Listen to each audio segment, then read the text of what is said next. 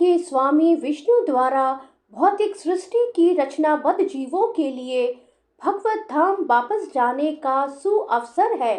इस सृष्टि के सारे जीव प्रकृति द्वारा बद्ध हैं, क्योंकि उन्होंने श्री भगवान विष्णु या कृष्ण के साथ अपने संबंध को भुला दिया है।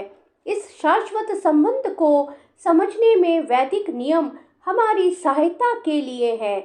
जैसा कि भगवत गीता में कहा गया है, भगवान का कथन है कि वेदों का उद्देश्य मुझे समझना है। वैदिक स्तुतियों में कहा गया है, जीवों के स्वामी प्रजापति श्री भगवान विष्णु हैं।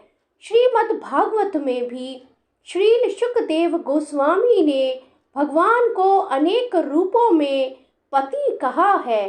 प्रजापति तो भगवान विष्णु हैं और वे समस्त प्राणियों के, समस्त लोकों के तथा सुंदरता के स्वामी पति हैं और हर एक के त्राता हैं।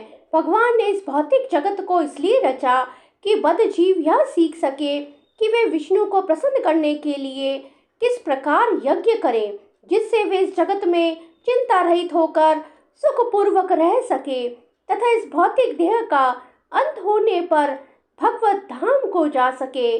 बद्ध जीव के लिए ही यह संपूर्ण कार्यक्रम है। यज्ञ करने से बद्ध जीव क्रमशः कृष्ण भावना भावित होते हैं और सभी प्रकार से देव तुल्य बनते हैं। कलयुग में वैदिक शास्त्रों ने संकीर्तन यज्ञ, भगवान के नामों का कीर्तन का विधान किया है और इस दिव्य विधि का प्रवर्तन चैतन्य महाप्रभु द्वारा इस युग के समस्त लोगों के उद्धार के लिए किया गया। संकीर्तन यज्ञ तथा कृष्ण भावनामृत में अच्छा तालमेल है। श्रीमद् भागवत में संकीर्तन यज्ञ के विशेष प्रसंग में भगवान कृष्ण का अपने भक्त रूप चैतन्य महाप्रभु रूप में निम्न प्रकार से उल्लेख हुआ है। इस कलयुग में जो लोग पर्याप्त बुद्धिमान हैं, वे भगवान की उनके पार्षदों सहित संकीर्तन यज्ञ द्वारा पूजा करेंगे। वेदों में वर्णित अन्य यज्ञों को इस कलिकाल में कर पाना सहज नहीं, किंतु संकीर्तन यज्ञ सुगम है और सभी दृष्टि से अलौकिक है। देवतागण सांसारिक कार्यों के लिए अधिकार प्राप्त प्रशासक है। प्रत्येक जीव द्वारा शरीर धारण करने के लिए आवश्यक वायु, प्रकाश, जल तथा अन्य सारे वर उन देवताओं के अधिकार में हैं, जो भगवान के शरीर के विभिन्न भागों में असंख्य सहायकों के रूप में स्थित हैं। उनकी प्रसन्नता तथा अप्रसन्नता मनुष्य द्वारा यज्ञ की संपन्नता पर निर्भर है। कुछ यज्ञ किन्हीं विशेष देवताओं को प्रसन्न करने के लिए होते हैं, किंतु तो भी सारे यज्ञों में भगवान विष्णु को प्रमुख भोक्ता की भांति पूजा जाता है। भगवत गीता में यह भी कहा गया है कि भगवान कृष्ण स्वयं सभी प्रकार के यज्ञों के भोक्ता है।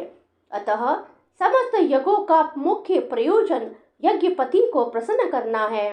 जब ये यज्ञ सुचारू रूप से संपन्न किए जाते हैं तो विभिन्न विभागों के अधिकारी देवता प्रसन्न होते हैं और प्राकृतिक पदार्थों का अभाव नहीं रहता।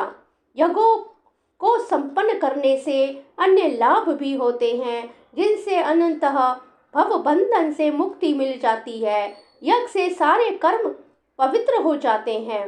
यज्ञ से मनुष्य के खाद्य पदार्थ शुद्ध होते हैं और शुद्ध भोजन करने से मनुष्य जीवन शुद्ध हो जाता है। जीवन शुद्ध होने से स्मृति के सूक्ष्म तंतु शुद्ध होते हैं और स्मृति तंतुओं के शुद्ध होने पर मनुष्य मुक्ति मार्ग का चिंतन कर सकता है और ये सब मिलकर कृष्ण भावनामृत तक पहुंचाते हैं, जो आज के समाज के लिए सर्वाधिक आवश्यक है। श्री कृष्ण शरणम ममः, श्री कृष्ण शरणम ममः, श्री कृष्ण शरणम ममः।